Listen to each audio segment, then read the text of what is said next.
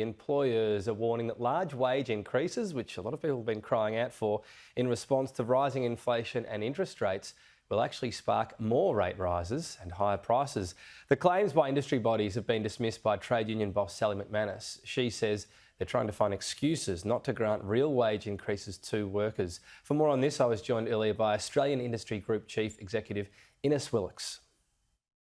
Innes Willox, thanks for your time. The warning is inflation is going to soar and wages are not going to. But you're saying now is not the time for a significant wage increase. That means you're telling workers they just have to be worse off for now.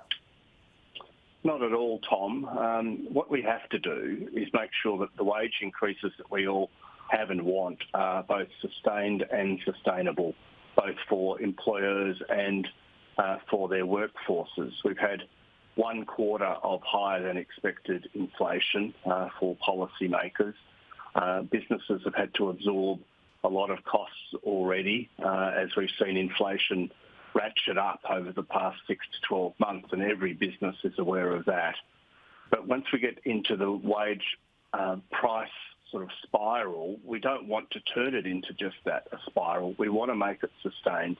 We've only had 1 quarter of higher than expected inflation. How much of that is permanent is unknown. How much of that is transitory or being dealt with by other factors. And once you put a wage increase in place, you can't take it away and it becomes a fixed cost for businesses.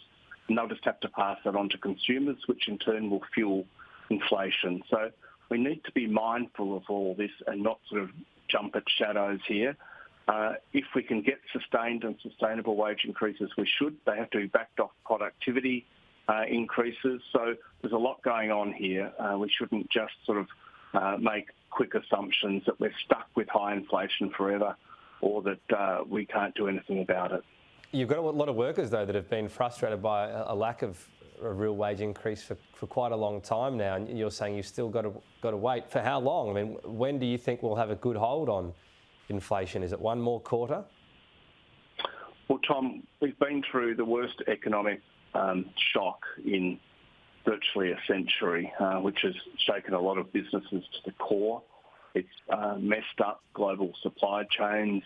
It's created massive distortions in the labour market. Businesses also dealing with a lot at the moment.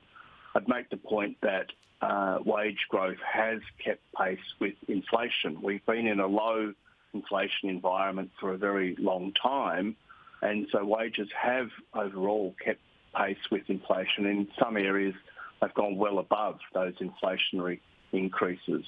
We saw that last year with the rise in the minimum wage, which was above CPI at the time. So I think we all have to keep a sense of proportion here and understand the conditions under which we operate. Some businesses are doing a lot to retain their staff at the moment because of those labour shortages that we have. We're hearing of significant wage increases within companies. We're hearing of bonuses and other programs that companies are implementing to retain staff, and not all of that is reflected in the wage data that you see being published monthly or quarterly. From what you've said, though, you're talking about productivity has to improve. Do you think that there is on the horizon something pretty soon where we'll get genuine and consistent wage rises above inflation? Well, you've got to be very careful about insisting on wage rises above inflation because that's only going to drive inflation upwards. It's really straightforward. Depending where it comes from. If there is some improvement in productivity, that's not necessarily the case.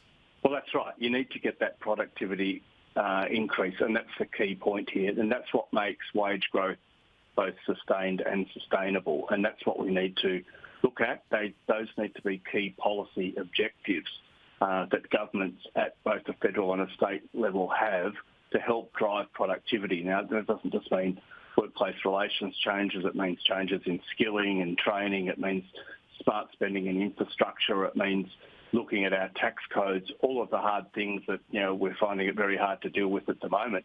But that is what's going to drive real wage growth that we all want. Nobody doesn't want stagnant wages. People want to see significant wage growth.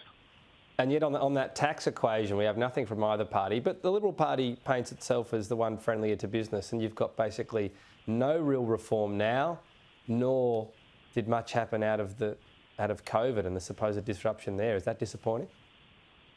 Well, it's been overall a fairly low-key, if I can put it politely, election campaign when it comes to sort of big reform measures. Quite frankly, there aren't any from either side. Nothing that's going to fundamentally change the dial. There's a lot of tweaking at the edges around policy, and that's fair enough to one extent. But we're at a point now where our economy is shifting out of the biggest economic shock in a century, really needs to be examined to see how it can improve. We just don't want to go back to what we had before. We want to do better. And to do better, we've got to make our workplaces, our workforce more productive. We've got to balance their needs. A lot of working from home now, hybrid work, all of that. We've got to find ways to advance productivity, to advance wage growth. That's the key that we have. And we're really, to be honest, Tom, not seeing a lot of that come out of this election campaign. So far, it's been pretty disappointing on that front.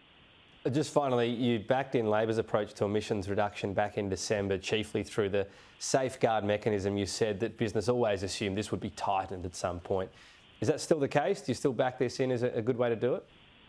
Well, the way the policy was constructed by the former government, by the current government, and what happens into the future. It's always left the way open for the mechanism to be ratcheted up. We've always seen that as most likely and the most likely course to take. The question is how it's done and at what pace it is done. And that's the key thing that we're looking at, and that's why we need very close consultation with whomever is elected on May 21 to make sure that it's done in a sustainable way. The approach makes a lot of sense. The question is how it's done and how fast it's done, and that's what we'd be looking to talk to whoever is elected on that very question. Business continues to need some more certainty and more security around how energy policy will be developed and delivered, and this is a key part of it.